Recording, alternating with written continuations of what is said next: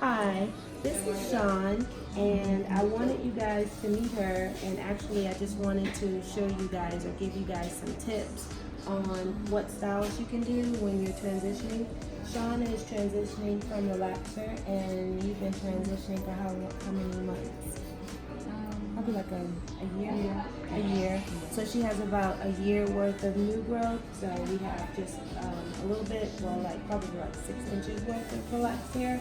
And so mostly when she comes into the salon, we'll do a steam treatment, and then what she's getting done today is a flat twist. And she's going to send it to dryer as long as she can because it needs to dry completely, and then take it loose, and it'll be a cute curly look, and it'll last for about 2 weeks. Okay, so what are you doing with the ends? Oh, instead of using rollers on the ends, I'm doing like pin curls. So like I'm just like taking the end and kind of rolling it up a little, keeping the ends neat, and then sticking a pin on it, and it gives it a pin curl, so it'll curl the end.